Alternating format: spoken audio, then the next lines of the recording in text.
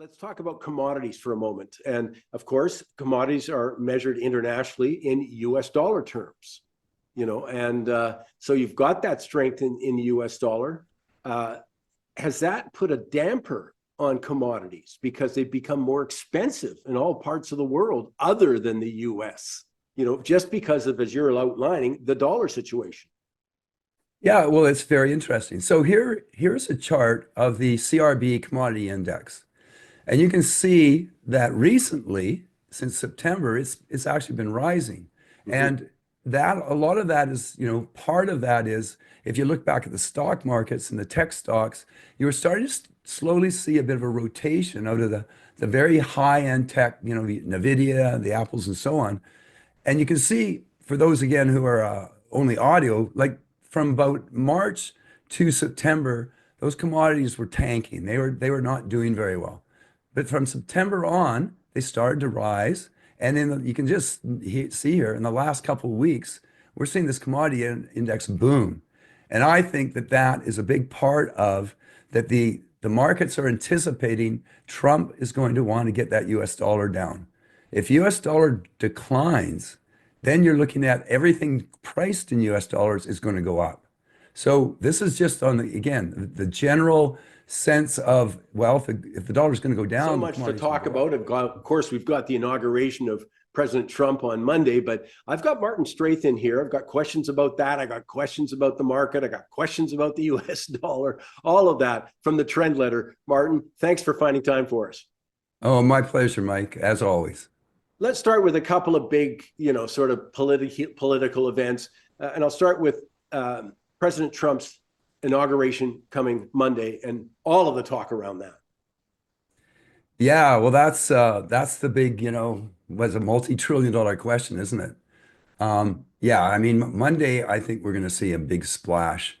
I just saw his secretary or Treasury Secretary talking in front of the Senate, and he was talking about, implementing those pro-growth regulatory policies, reducing taxes, and then he had that, unleashing American energy production.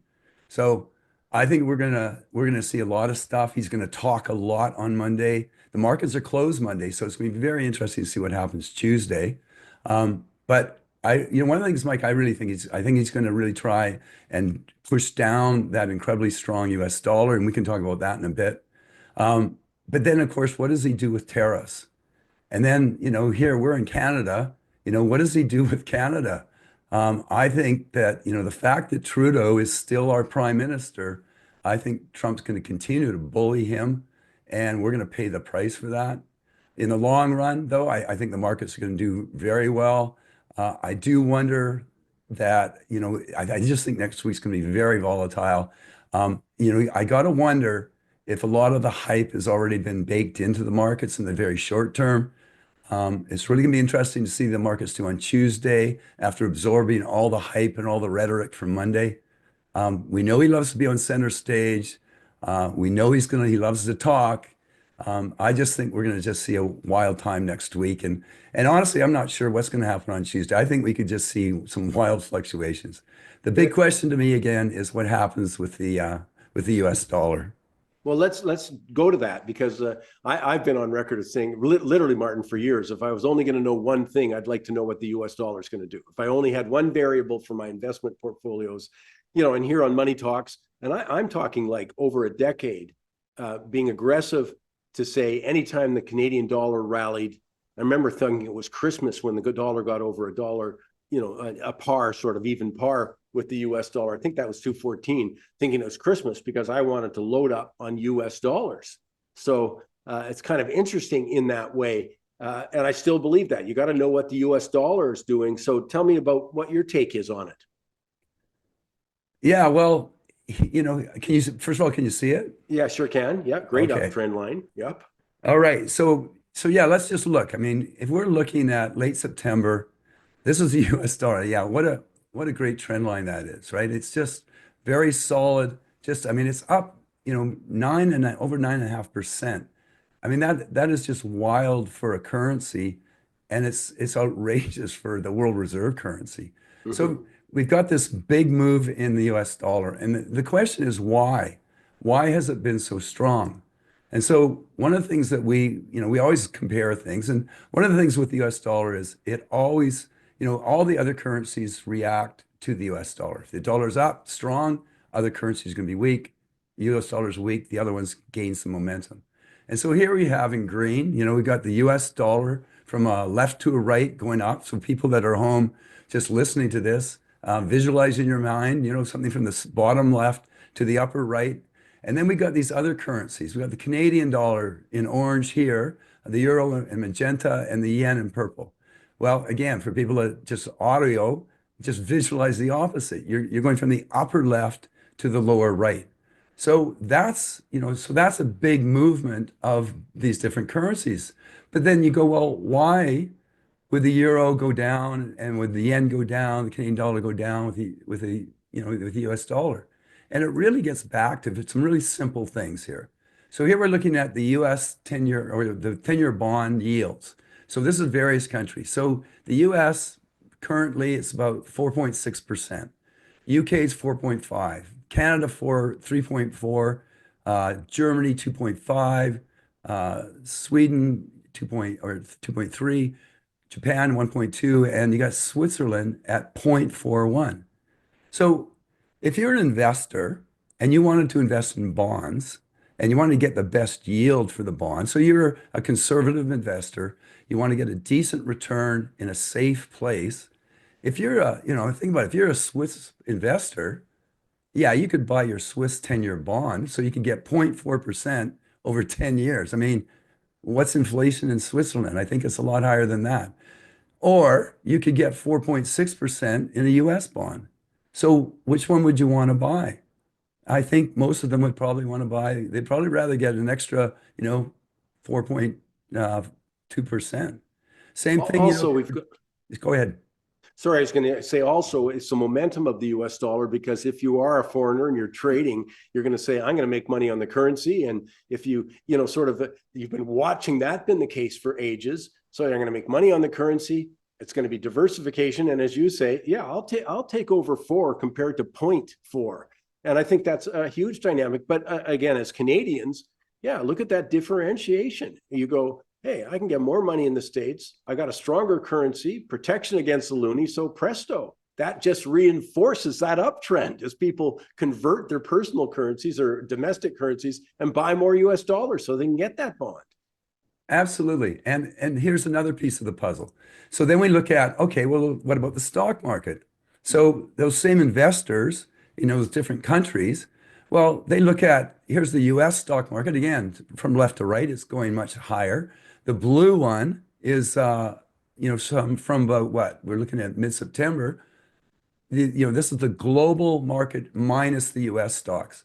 And you can see that it's trending down. So now, again, for people in the audio, you're looking from September, this ETF has gone downhill.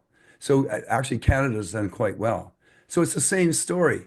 If you're that foreign investor, what market do you want to invest in? Do you want to invest in your local market, domestic market, and see your investment declining? Or do you want to buy into the US market? Well, again, in order to do that, you need to buy US stocks. Well, you need to buy US dollars.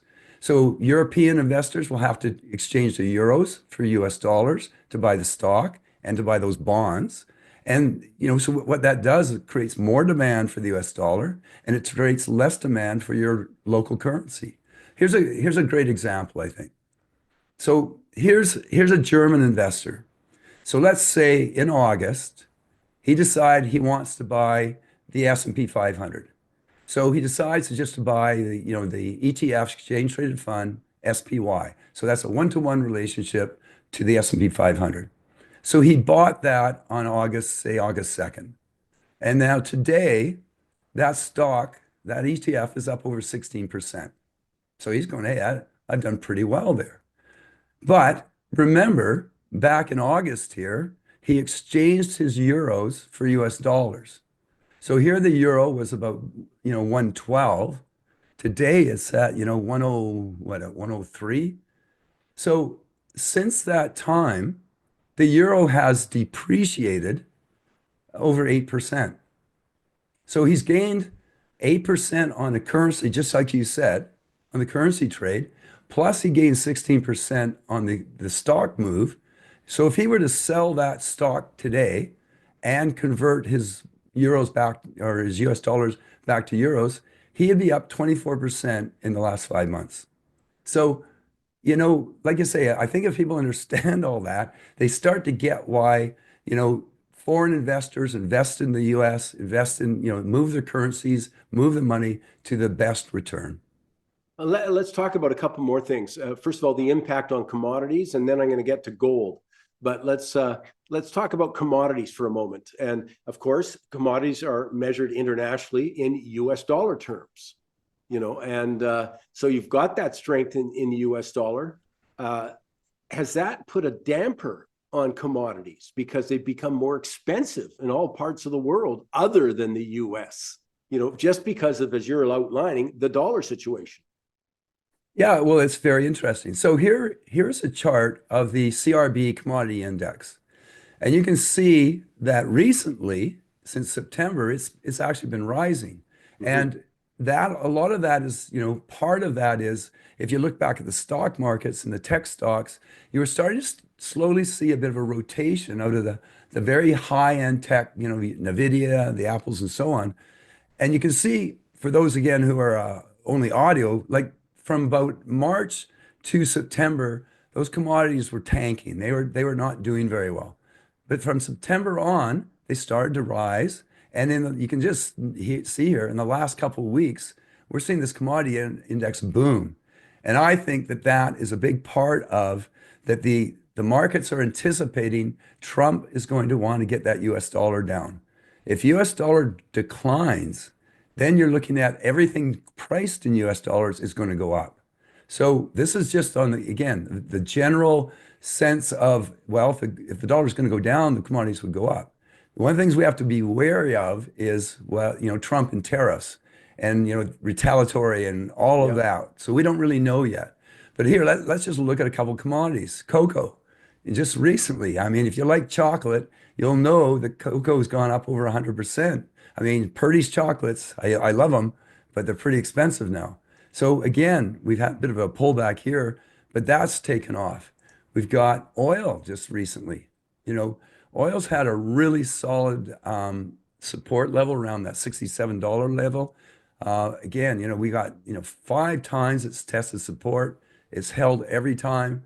Started to rally. We can see broke through this a downtrend around $70 range. It pushed through that. It's just recently broken through its most recent downtrend around 77. It bumped up actually intraday to $80. So oil's up 17% since early December. Why? Well, new sanctions on Russia. We just saw lower US inventories. So now the big concern would be for oil is, well, drill, baby, drill, says Trump. But one of the things I think people really need to understand is oil companies are not stupid. They're not going to drill, baby, drill if the price of oil plummets. They're gonna drill when they see the price is going to give them some good profits. So I think short term we may see a bit of a hit on oil prices, but I think longer term this will all work out fine. One of the things we're saying to our subscribers is, and what we've given them is we really like the oil services sector. We like the pipelines. That's all good. Here's another one that is doing well. Natural gas. It was down to, $1.50. It's over doubled. It's almost tripled in the last little while. And remember, Mike, this is the sector that Justin Trudeau told us there's no business case. Well, kind of looks like there's a bit of a business case here. So we really like natural gas and nuclear, so uranium to replace coal. So we like natural gas short term. We like nuclear longer term. So there's those coffee, people that drinking coffee. Well, again, had a big spike. A lot of that's related to the in Brazil, etc.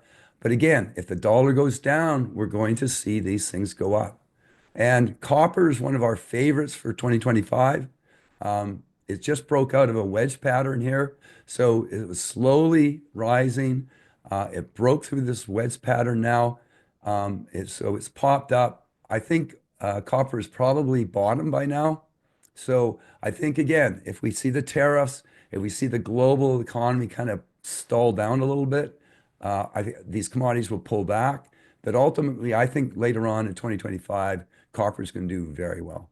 And then finally, uranium. We've been big bulls. We talked about it at your conference last year. Just on that declaration to triple nuclear energy from that COPs 28 conference. There's 440 nuclear reactors today, 65 under construction, 110 planned. Well, if you're going to triple nuclear energy and there's 440 reactors today, that takes you to 1320. Well, if you got 65 under construction, 110 planned, that would be 1,145 more reactors needed. Now, again, at these climate change conferences, they always have these sky high targets that they never meet. But even if they did half of that, that would be a huge need for more reactors and a huge push for uranium. Well, as I say, there's just so much on the table. President Trump waving his magic wand of uncertainty has to be resolved, in the next short while. But excuse me, you'll be at the World Outlook Conference, Martin. And I don't want to put you on the spot right now, but you're going to have, individual stock picks as well as the updates on these broad measures of, which commodity, US dollar, Canadian dollar, all of that stuff, which you cover in the trend letter. So I look forward to that. Just as I say, have you ever had a more fertile time to come and speak?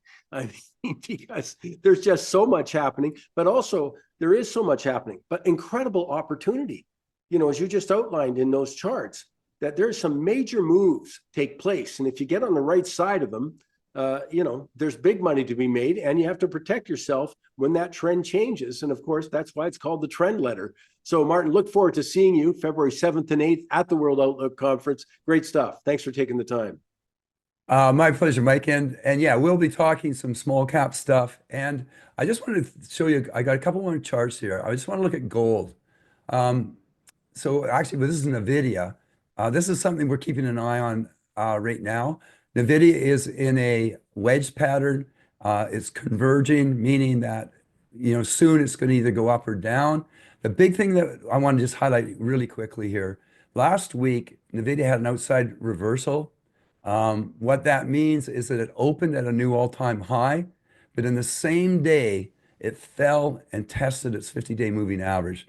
And that was the biggest decline in NVIDIA's 25-year history. This is the market darling here. We can see that if it can get past this upper rung of the wedge pattern, that would be very bullish.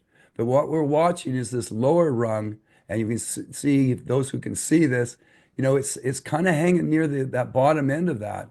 So if we get a break below 127, that would be something to keep an eye on, because if it does, we could see it drop all the way down to about 97.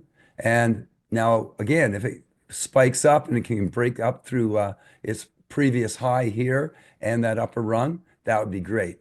One other quick one is Apple. Apple's another, so we're talking Apple is $3.7 trillion market cap. NVIDIA, 3.2 trillion. These are big players, and these are guys who've been running, they've been leading the market, leading the bull market. Here we see Apple, 2 months now, it's been falling. It's down about almost 13% since December 27th or 26th. So it's dropped below its trend line. That's something we're keeping an eye on. This S&P 500, this is a longer term trend. We're seeing right now, it's in a wedge pattern. It's trying to push through that right today here. It's up about, what we got here, 65 points right now near the end on Friday. So again, we're watching the lower end support here at about 2850. If it can break out and get over to 6100, then we could see it push up to 6200. One of the things I'm watching, Mike, though, all the action next week, the question to me is how much of the hype has been priced in here with Trump? So is this one of those buy the rumor, sell the news stories? So we'll be certainly watching for that. So again, want to look at, we'll look at gold here. It's in a wedge pattern as well. Yesterday, it just broke out of that. That's very bullish. We got some strong support at 2550. Like I say, it just broke out at 2700. Now it's at 2750, which is the previous high. So that's positive. So the next big run here would be 2,800. If we see the US dollar fall, we're going to see gold have a nice run here. So we're very bullish gold. We've been talking $3,000 gold in 2025, and I think we're going to get that. One last one here, Mike. Bitcoin, just want to make sure people saw what happened here today. It's been an uptrend channel. It fell out of that in December. It's been kind of chasing around between the bottom rung of that uptrend, and it's really strong support here at 92,000. What we just saw yesterday is it broke out of this shorter term decline. But the big key here is 108,000. That's the previous high. That happens to line up exactly at the lower rung of that uptrend channel. Today, it's up about $4,000, I think. So it's actually testing that right now. So if it breaks through here, it could have a nice run. But if this support or resistance hold, we could see it come back to test 92. If it breaks below 92, we could see 70s. So I think next week we're going to see huge volatility in Bitcoin.